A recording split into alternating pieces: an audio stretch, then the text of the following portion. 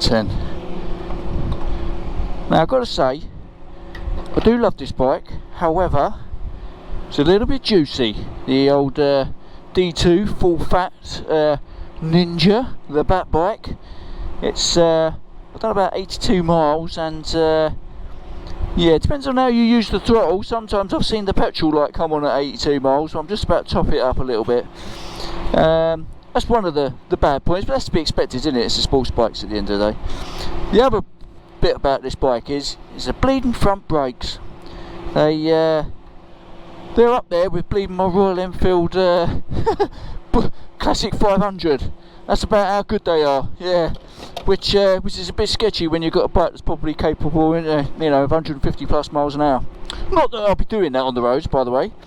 But anyway, what are you here for? Well, I'll tell you what you're here for, because you've seen the thumbnail. Is I've just watched Lamb Chop's rides, and yeah, I've been proper triggered. And this whole video is about talking about, or answering, or whatever you want to call it, the elephant in the room. So we need to talk about bikes.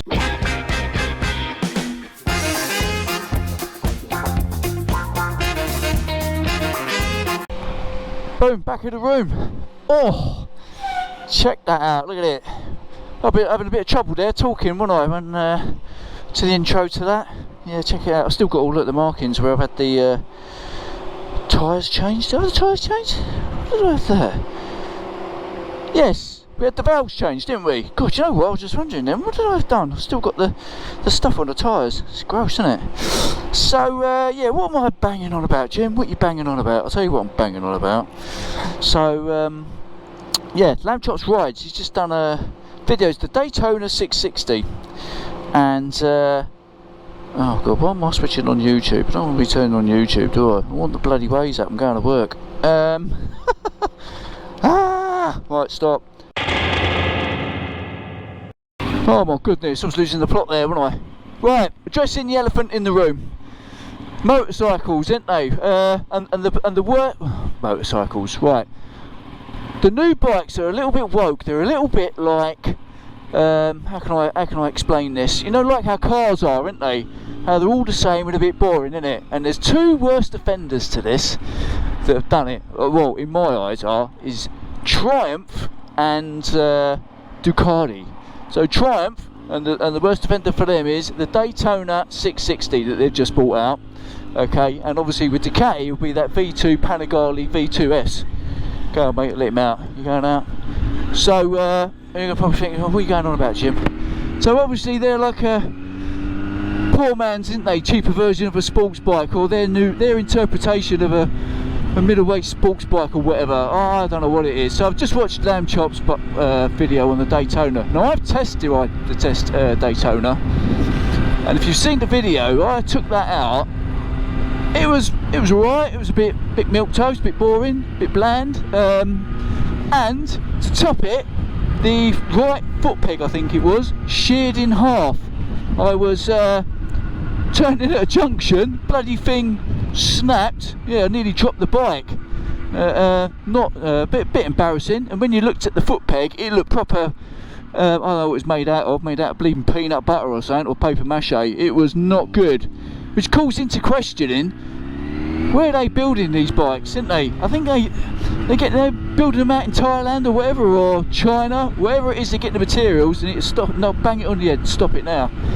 And the other thing with the Daytona, which is, oh, what is it? It's it reminded me of CF Moto. Have you seen the new CF Motos? Some of those sports bikes, it basically just looked like that. So for Triumph to come out and bring a bike out like that, because they're more like a premium, well, I would have said they're like a premium brand, but the build quality and the bike itself was just, yeah, it's pants. The instrument clusters, obviously a TFT screen now, and everybody was putting in the comments box below how that looked pretty pony. That looked rubbish, that did. Yeah, not impressed with that. I can't understand. I think normal clocks look a lot more premium. It's like what you call it, Rolex, for instance. Rolex bought out a digital watch, innit? No one's going to buy it, are they? Because they want a mechanical, what you call it? Look, it's more premium, isn't it? If you know what I mean. Anyway, so there's that. And then yeah, I mean, John on Land Chops Rides, he was doing, it was a good review, but he was like, yeah, he was trying to be positive, but it was coming across as negative, you know what I mean? Put the riding position and the way it was handling it, because he took it on the back roads and stuff, and the way it was handling, it was like wallowing all over the place, and was on about adjusting the suspension, blah blah blah. And then he showed us the back brake. Oh my god, that was the biggest offender. That was the thing that triggered me to make this video. Yeah, he sorry about that. He looking at did a close-up of the brake pedal. Oh my goodness, it looked like something that you get off of a 1970s go-kart or a Chinese quad bike. It looked absolutely that crap. That had no right being on a bike. That was absolutely shocking. And I know people are going to go, yeah, but it's built down to a price and it's cheap. Go away, will you? It's just, no. There's building stuff down to a price, and then there's just like, yeah, just not making the effort. You know what I mean? It's some of the styling on it. The front of it looked alright, but the rest of the bike just absolutely looked bland. And that's the problem, isn't it? It's just like, growing up in the 80s and the 90s, we had some amazing bikes. When I was learning to ride, first learning to ride, I had my heart set on the Honda NSR 400 in the Rothmans colours. Looked absolutely amazing. There was a couple of lads that we used to ride around Basildon, and they had one had an RGV 250, the other one had the RG 500 in Pepsi Cola colours. Oh, it just absolutely looked amazing. And obviously you had the bike that Tom Cruise used to ride, didn't you? The Ninja 900. Is it 900? I think it's 900, isn't it, back then? Yeah. And obviously the 90s again. You had the Blade come out, and all the bikes, didn't they, just look absolutely amazing. You wanted to have that bike. And these bikes that they're bringing out at the minute are just not that. I can't see. I think they call it like a budget sports bike, but it ain't. It's not a sports bike by any stretch of the imagination. All right, it's got the handlebars are up here to make it more comfortable and that. But if you want that, go and buy a Naked. Triumph already make it. They make the street triple and the speed triple. Yeah, absolutely, it bewilders me. And the other manufacturer that's guilty of this is obviously Ducati, when they brought out the Panigale. What is it? It is a yeah, V2, isn't it? The V2 Panigale V2S. And again, that's got the bars that are up here. It's got the exhausts look absolutely pony. They're a bit like the exhausts I've got on here. You know, everybody used to cane people for having these bikes. They used to call it the wheelbarrow, didn't they? Because the exhausts are under the seat. And that's the same for the Ducati. And again, that is built down to a price. And Ducati is a proper premium brand. If you're buying a Ducati, you want to be special. I had a Ducati. I had a 750 SS.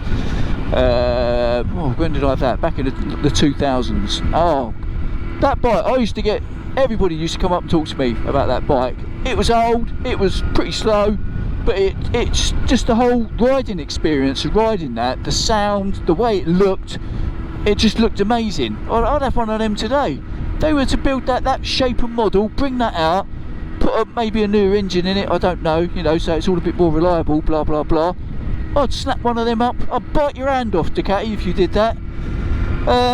Yamaha have kind of done that, haven't they, with the can't remember the name of it, that 900 with the Marlboro colours. It's got like, I think it's got the Tracer engine in it. Yeah, they kind of done that. That looked really that looked lovely. That was like when I went to the London Motorbike Show, and that was last year's one, not this year's one, I think. That stole the show for me. That looked absolutely amazeballs. But yeah, I'm just these bikes that they're bringing out, these milk toast kind of sports bike, but it's not a sports bike. It's got upright bars, blah blah blah. Yeah, you want to be comfortable, but you know what I mean. It's just like, please, just start screwing the nut and bringing out stuff. Make bikes sexy again. That's what we would need to do, didn't we? It's like Trump, innit, with the MAGA thing. That's what we need to do with motorcycles. Make motorcycles sexy again. MMSA, yeah, MMSA. Probably have to come up with a better, what do you call it, word for it. But yeah, they're just absolutely milquetoast. And the other thing was, because I just went to Crazy Horse and I was looking around a lot of the people's bikes that they got there. Oh, and there was a white Ninja, the ZX6, and I'm guessing it was probably the third version of that. That looked absolutely amazing. I was looking at that bike and it was like a baby version of this, but it was the newer one in white, and it just looked sexy. It's just like, it's the type of bike you want to buy and, you know, enjoy. Which brings you on to the next bit, isn't it? It's just like, if they were to do that, the youngsters, because some of the little 125s are quite good looking. Youngsters want something that's going to look good. Doesn't necessarily have to go fast. Just, it's all about, isn't it, looking good. And obviously, old guys like myself and that, it's going to hit back on the nostalgia strings, isn't it? Let's move that camera around.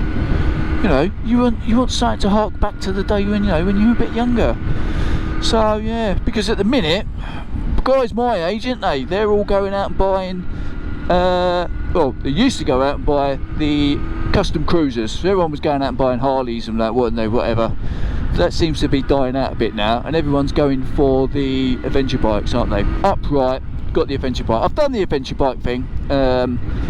It was good. I enjoyed it. It was nice big ride, tall riding position. It was great, but for me, it was a bit boring, and they didn't look that great. You know what I mean?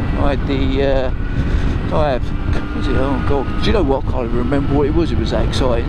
But yeah, god, what was going on there? I thought that Jeep was going to try and overtake that car, and then he's just brake for the lorry. Jesus Christ! Cheers, mate. Oh, carnage!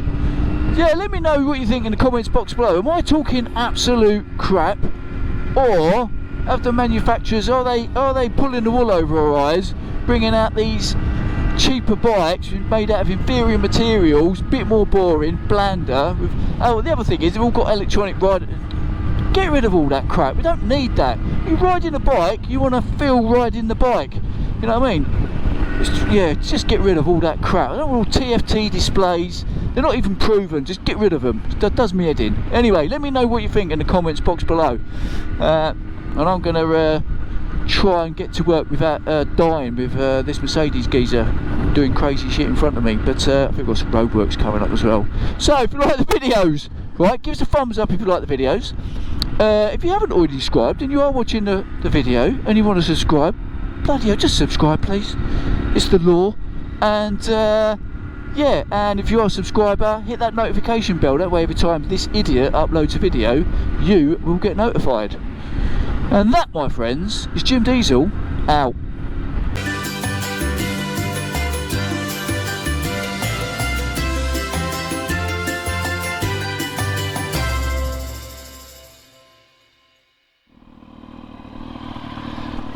I'll tell you what, I was kind of having a little bit of a moan about the bad point about this being juicy. However, I was just working it out in my head. So I do around about 160 mile trip, 160 mile trip. God, why am I saying 160 mile an hour? I'm sorry about this. I don't know what's going on in my head. I've got to go see a neurologist. I think I've got brain damage. Anyway, 160 mile trip, yeah, commuting trip. So I've just topped that. I topped it up at home, so put £13 in it. I've just topped it up there. That was 9, so that's £22 to do 160 miles. Which I suppose, on the grand scheme of things, if I was doing a taxi or you were doing a train, wouldn't you, going to London and back from, say, like Suffolk or Norfolk, it's going to cost you a hell of a lot more money than that, isn't it? So no, actually, motorbikes are a hell of a lot cheaper. Even big, juicy, bad boys like this. What's going on here? Everyone's getting a bit agitated, didn't they? Look, oh, he hasn't turned green yet. Bellends.